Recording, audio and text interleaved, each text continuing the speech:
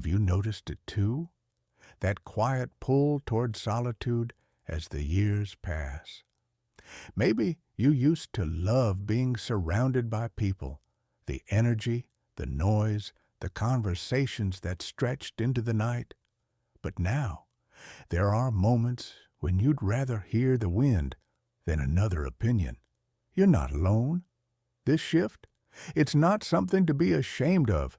In fact, it's incredibly common and, more importantly, incredibly human. Psychologists have a name for this transition. It's part of what's called socio-emotional selectivity theory. As we age, our perception of time changes. We begin to prioritize emotional meaning over novelty. In other words, we stop chasing crowds and start seeking depth. Younger people tend to invest energy in expanding their social circles, collecting experiences, and figuring out who they are. But once we reach a certain stage, we no longer feel the need to cast our nets so wide. The friendships we keep, they're the ones that nourish us. And the noise we avoid, that's us, protecting our peace. Welcome to Wisdom for the Elders, the channel where we embrace aging with knowledge, confidence, and a positive mindset. If you're new here, don't forget to subscribe and join our wonderful community of lifelong learners. I once knew a man named Earl, retired Navy, had a story for every scar, every laugh line. At 72, he lived alone in a small house by the coast. People often assumed he was lonely, but Earl told me something I've never forgotten. I've had enough conversations in my life.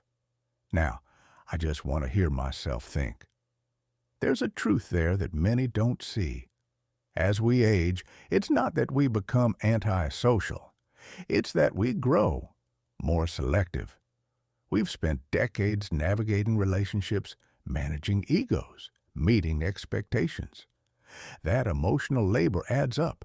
Avoiding certain people or social situations isn't always about others. Sometimes it's about finally honoring ourselves. It's about choosing presence over performance. We carry the weight of experience. We know what small talk costs us. We know how draining it can be to smile through discomfort. So we begin to conserve that energy. Use it more intentionally. Spend it where it truly matters. Now, here's where it gets interesting. Most people confuse loneliness with solitude. But the two? They couldn't be more different. Loneliness is the absence of connection. Solitude is the presence of peace. Choosing solitude as we age is not a sign of giving up on people. It's a sign of having made peace with ourselves. And here's the twist. When we embrace solitude, we often deepen the relationships that do matter. Think about it.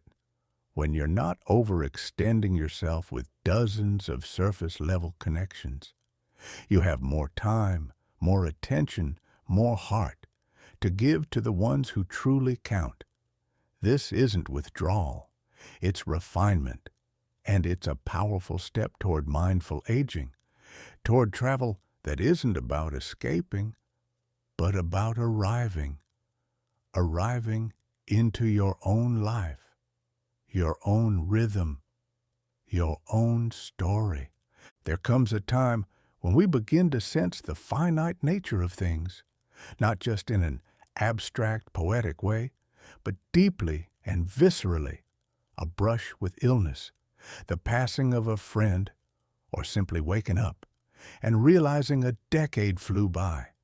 These moments, they change us. And with that change often comes a reevaluation. We start asking different questions. Who do I want beside me during the quiet moments? What kind of conversations do I want to have while watching the sun go down in a new city? who truly sees me. This mortality mirror doesn't make us fearful. It makes us wise. We begin to filter out the superficial and lean into what truly resonates. It's not bitterness, it's clarity. Imagine your energy as currency. In youth, you might have splurged it on loud parties, on social obligations, on things that weren't always aligned with your heart. But with age comes budgeting. We start to sense the cost of every interaction. We intuitively know which people uplift us and which quietly drain us. So we invest differently, more carefully. I met a woman named Lorraine during a walking tour in Lisbon, in her 60s, traveling solo, journal in hand. When I asked why she preferred it that way, she smiled and said, "I only invite people into my life who make silence feel even richer when they're around." That stuck with me.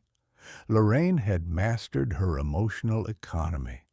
And that kind of wisdom, it's portable. Whether you're on a quiet retreat in the mountains or sipping tea in a bustling square in Marrakech, you carry that discernment with you. Here's the twist you might not expect. Avoidance, when conscious and intentional, isn't loss. It's gain. Saying no to the wrong people, to draining commitments, to noisy distractions, is actually saying yes to something else, to serenity, to authenticity, to your own voice. We often view aging through the lens of what we leave behind, but maybe, just maybe, the deeper beauty lies in what we finally feel free to claim. The comfort of our own company, the joy of watching the world without needing to narrate it, the freedom to explore new places with no one else's timeline dictating our pace. And the most beautiful part? When you say no with grace, you make space. Space for laughter shared with a kindred spirit, for mornings that start slowly, for sunsets that stretch without conversation and still feel full. So, if you're avoiding more people these days, don't worry. You're not becoming less. You're becoming more you.